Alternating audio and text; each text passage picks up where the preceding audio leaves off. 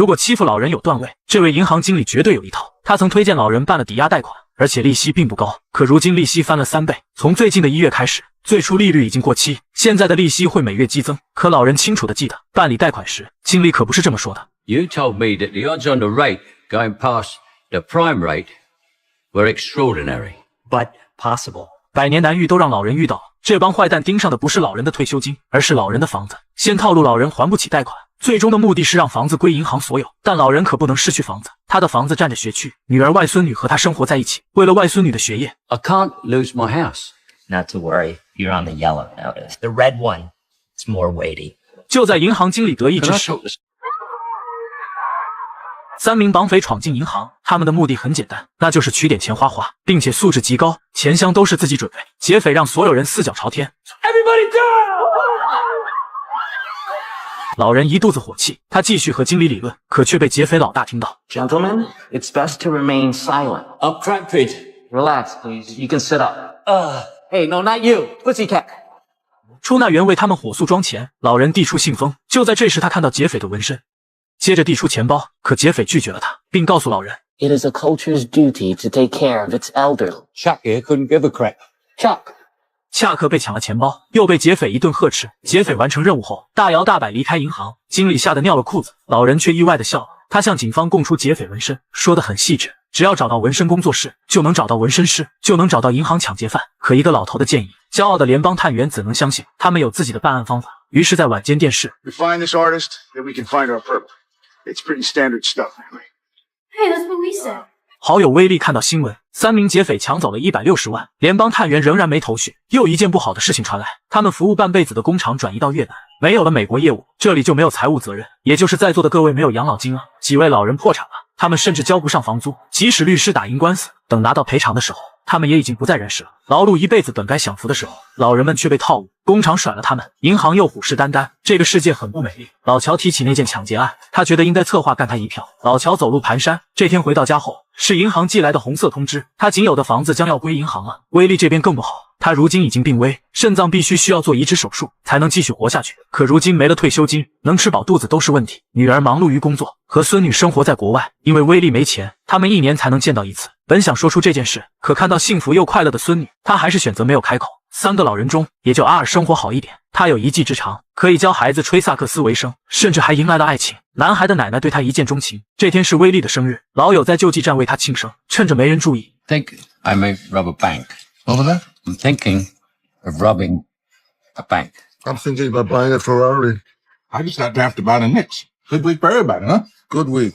老乔拿出红色通知，他只有1个月的时间，房子就归银行所有。他认为银行毁了这个国家，毁了许多人的梦想，不如大家一起干一票，然后逃之夭夭，光荣退休。最坏的情况，牢房里还有1张床，1日3餐。2兄弟很震惊，他们觉得老乔脑子坏了。We got skills, experience, smarts. Arthritis, gout, shingles. 这一晚，老乔接到威力电话，威力睡不着，辗转反侧。他也想每年多看几次女儿，去看他可爱的外孙女。可即使有那点退休金，也只是遥不可及的梦想。于是，在2个人商量后，他们决定了。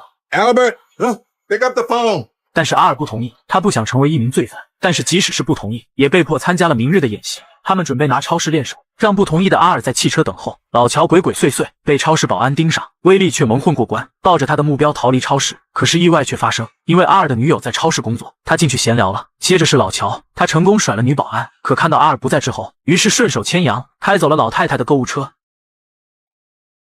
2名老友会合，女保安也追了出来。2个人的心理素质还是不错，反倒没有抢劫的阿尔。被保安喊住后，却做贼心虚的撒腿就跑。老乔和威力这边还在兴奋的企图逃走，用面粉挡住女保安的视线。可就在前方红灯后，一辆大巴车开过来，他们不得不立刻调转车头。接着双双被女保安拦住，他们被带到保安室，摄像头清清楚楚看到几位老人作案。保安队长不知他们为何，但他并没有将他们交给警局，而是送给他们一些优惠券。阿尔很生气，因为2位朋友，他成为了抢劫从犯。他让老乔、威力自己回去，阿尔的老脸丢尽，不准备管他们了。老乔想了想，这样抢劫不对，他们需要专业的指导。You know any criminals? Oh no. 所谓的下三滥，是和女儿离婚的前女婿。前女婿是黑帮成员，负责倒卖毒品为生，但他一直认为自己是企业家。前岳父既然有事相求，于是男人认真思考。虽然昨天闹掰了，但是年纪大不记仇，三兄弟又在一起吃饭。他们看到一则气人的消息：工厂之所以发不出养老金，是拿他们的养老金去还债，而那家债务银行正是套路老乔的那家。阿尔一把夺过报纸，他为公司干了40年，公司却要偷他们的养老金。阿尔现在很气愤。I want to rob that bank. 阿尔开着车，拐弯处猛烈挑头，玩的就是心跳。来到一家宠物商店，见到前女婿推荐的黑帮大佬。为了得到大佬的信任，80多岁的老乔猛吸一口。他们承诺，如果事情达成，大佬能拿到1/4；如果失败了，和他毫无关系。可大佬还是难以相信，建议他们最好想明白。 Listen, fella, I don't have to take shit from you.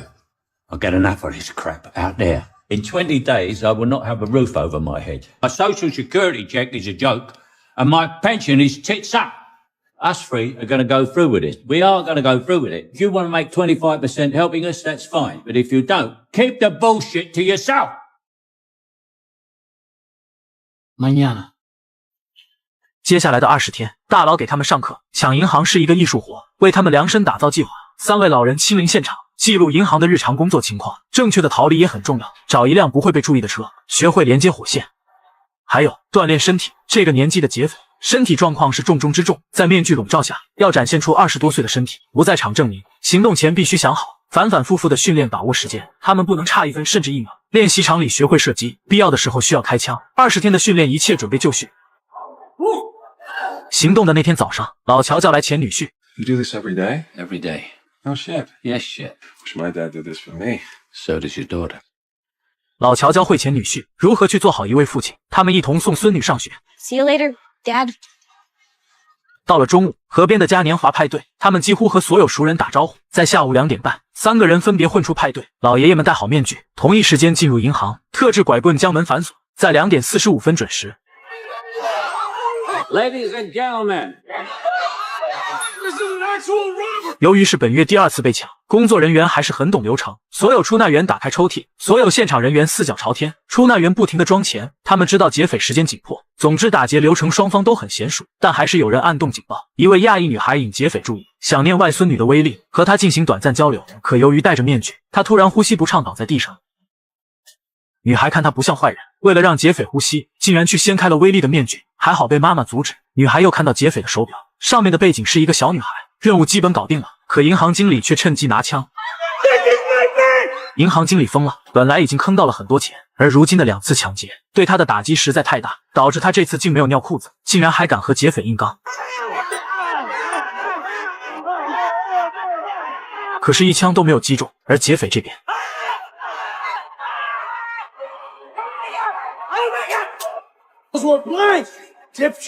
劫匪吩咐大家数100声数，接着开着那开不快的大车离开。当警方赶到时，一切已经为时过晚。3个老人摇身一变，如今一身轻松，满脸的微笑，合不拢嘴。他们这次没去救助站，而是来到高档餐厅小酌，微醺后互搭肩膀唱歌。就在这时，威利因病倒下了，肾衰竭的事没人知道。如果不立刻做肾脏移植，他大概就出不了医院了。经理和警方说，他们看起来很灵活。 因为他开了数枪，他们竟然躲过了所有子弹。银行职员准备离职，这里实在太不安全了。那间超市的保安队长发现异常，新闻中的劫匪和上次的3个老人很像，经过录像的对比，走路简直一模一样。We're gonna need a copy of this. Got one right here. How about? I believe there's a reward. Reward? 威利的女儿和外孙女回国，阿尔和新女友过上幸福生活。老乔和前女婿在看外孙女球赛，可联邦探员挨个找上门。 3名嫌疑人被带到警局，但他们早就做好准备，计划了完美的不在场证明。那天他们都在嘉年华派对，老白暴露在摄像头后，和售票的老爷子换了帽子，然后戴上他的帽子离开。小朋友们喜欢鬼屋，所以老黑那天扮演小鬼，接着换上木乃伊的装扮离开。阿尔2点多还在棉花糖摊位，后来被老伙计换掉，之后来到厕所蹲坑，一蹲就是1个小时。其实他从厕所后面避开摄像头离开。 他们趁着混乱离去，又在结束前回来，顺路销毁所有作案证据。阿尔从那间厕所出现，接着来到舞台和女友台上唱歌。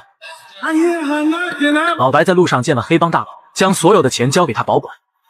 最后是老黑，他进了鬼屋，又从鬼屋出来，真是老人们劳碌的一天。这简直是一场完美犯罪。但是警方还有一个筹码，那就是现场的亚裔女孩。警方找来多位老人到篮球场，接着让亚裔女孩辨认，只有她看到了半个劫匪的脸。女孩挨个看了下。 当看到威力时，又看到手上那独一无二的手表，于是女孩说了个善意的谎言。I don't see him. What? He's not here. Are you sure? Yep, I'm positive. I got a great memory. 在女孩出门后，和威利的孙女相遇，他们相视一笑，因为她正是手表上的女孩，没有任何证据和线索。这场抢劫案就这样结束。这天，老乔见了大佬，大佬带来了小狗，因为老乔曾答应过外孙女送她一只可爱的宠物狗，可只有他们知道，送来的其实不只是狗狗，里面还有他们的账目，100多万的美钞。可他们的对话中，大佬竟没扣下那1/4，因为 It is a culture's duty to take care of its elderly. It is a culture's duty to take care of its elderly. 原来这位大佬竟是上一次抢劫的主谋。他们对视一笑，关于他脖子上的纹身，那只是暂时的，是故意留给警方的线索。就在这个时候，联邦探员找过来，他将一个钱包扔到桌子上，是老乔忘在了调查局。他明知道3个老头就是劫匪，可是他却一直没有线索。探员说也喜欢小狗，于是蹲下看了看。此刻的2个人很紧张，因为这只小可爱的上面还好狗狗懂事。他们一同离开餐厅，服务员来收拾餐桌。